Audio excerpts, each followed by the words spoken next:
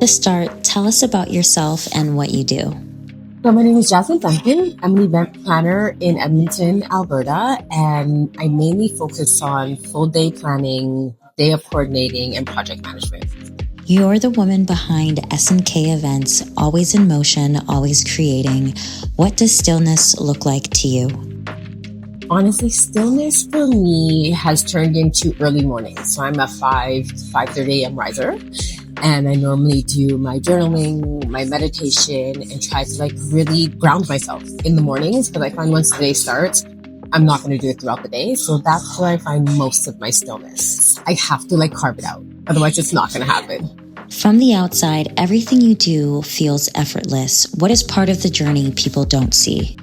I feel like my job is to make it look effortless, but the parts that people don't see is all the logistics that happen behind the scenes, the last minute things that I've forgotten, or the last minute items that the client needs, or even just pulling it together and coordinating all of your vendors, coordinating all of your decor, and on top of that, securing that the client is fully happy throughout the entire process. For someone who balances business, life, and motherhood, what keeps you grounded through it all? My kids keep me grounded, do absolutely everything. They are the one thing that I always go back to.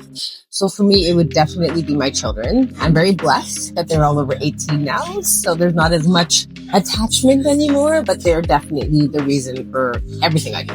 You've worked with so many incredible individuals. What kind of energy do you value most in the spaces you enter? Respect, always. Honesty. And I just want people to be authentically themselves around me. If you like something, if you don't like something, if something needs to be changed or moved or tweaked, just let me know and we'll make it happen. How has motherhood shaped you in the way that you show up as a woman and an entrepreneur? Girl, okay. So I think I'm a single mom and I have been for 19 years now.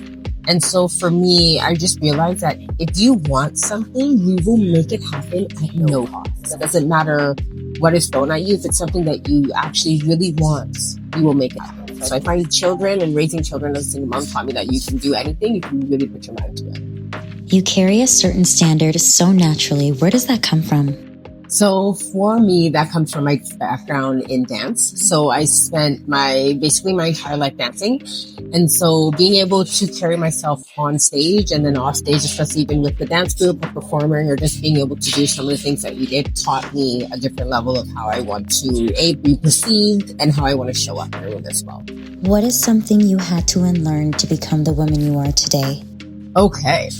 There are a few things. Hold on, let me figure out one. Definitely self-doubt. Doubting myself, doubting my abilities, doubting if I'm good at even what I do. I definitely had to get rid of self-doubt, and I just realized that you never really get rid of self-doubt, you just do it. You do it, and as you do it, and as you go, and as you learn and you expand, that helps diminish some of those feelings, but self-doubt was one thing I had to get rid of. In a world constantly asking for more, how do you protect your peace? Oh, I say no a lot, and I love it.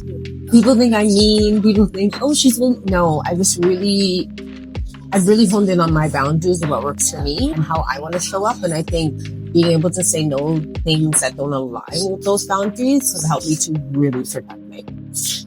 I stay home a lot as well. When people experience S&K events, how do you want them to feel beyond the event itself?